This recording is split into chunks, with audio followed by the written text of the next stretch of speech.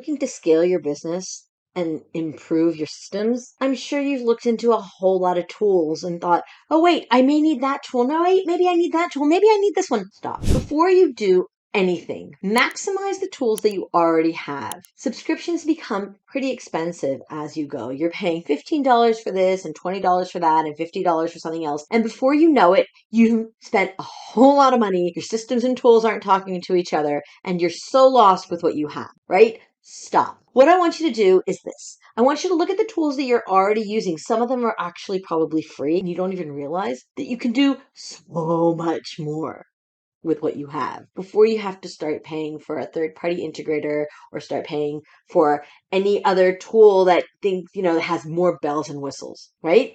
For example, maybe your email service provider already gives you the option to build a landing page and you don't have to go and pay for that expensive landing page creation tool. And these are becoming more and more complex as you go, the abilities of the email service provider landing pages. I'm not saying that that's the best tool to use, but especially if you're on a tight budget, definitely look into that and see if you can't use that. Another thing you want to look into is integrations. Before you go pay for Zapier or Make or whatever other third-party tool that you're going to use, check to see if the software that you're using already has native integrations. And a lot of these softwares are now building more and more native integrations so that you won't need the third-party tools. Not sure if your SaaS product has that or not.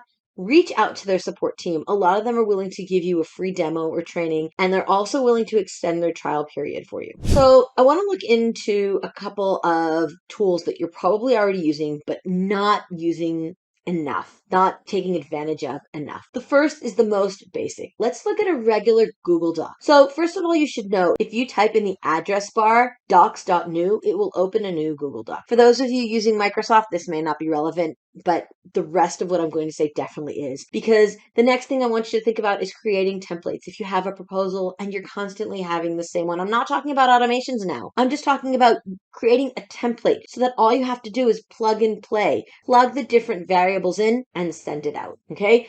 This is a great basis that you can build automations on later, but for now, just create that template. If you're not on a paid Google plan, call the document whatever you want, just add the word template in it. And then you can create a folder, put all the template documents in that folder, and then every time you need to create a new one, just duplicate that file and rename it for whatever name you need. If you are on a paid Google plan, then you have access to multiple templates and you can actually create your own templates. And this is great because all you do is when you create a new document, you just, use the template like you would in any word process. Templates are also great on Gmail. I use templates all the time for emails. It's either for a snippet of an email or for a long email and then I delete what I don't need. That's my preferred method. But I have different emails for follow-ups. These are things that I don't want automated, right? But again, these are things that I do use every so often. So I don't like to automate my follow-up emails because I like to personalize them more, but I have a template that I use and then I cut up and,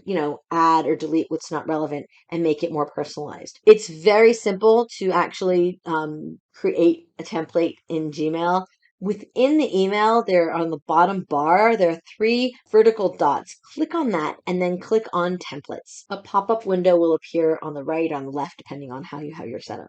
How your screen is set up. And then from that, you can select whatever template you want, or if you don't have a template yet, select, create template from draft. So write up the email that you want, click those 3 dots, save template from draft. Very, very simple to do. And finally, the last thing I want you to think about with the tools that you're using, and I'm assuming, most coaches and consultants and creatives have this, and most service providers have this, is your scheduling app. Now, if you've read my blogs or if you followed me on LinkedIn, you know that I'm a big fan of Schedule Once by One's Hub. It is such a robust tool, but even if you're using Acuity or Calendly or any other scheduling tool, there's so much that you can do and automate from within that tool. There's the scheduling itself, which is great, but then there's also a qualification form or just a form to collect data or to inform your leads or clients what's going to happen. So other than just collecting the data and informing them, you can also then have that integrate into your service provider or into your CRM, your contact relationship management system. So that's another thing that you can do, but you can also set up notifications. Now on Calendly, this is a paid feature.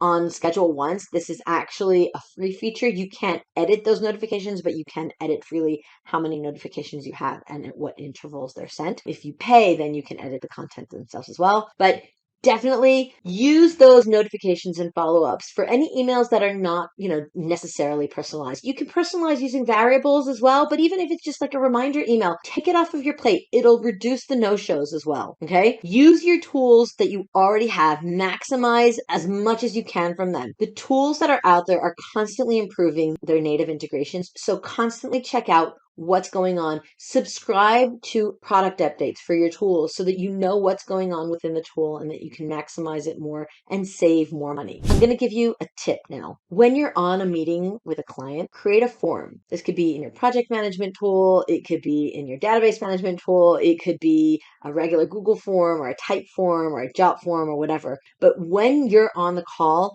fill out the form with the different content and questions that you're raising and integrate that into wherever you're keeping your data, right? Into your CRM, into your project management tool, into whatever. But then you're not going to have to retype it up. It's very easy. And this will help you again later down the road when you're ready to automate and when you're ready to integrate everything and have things work.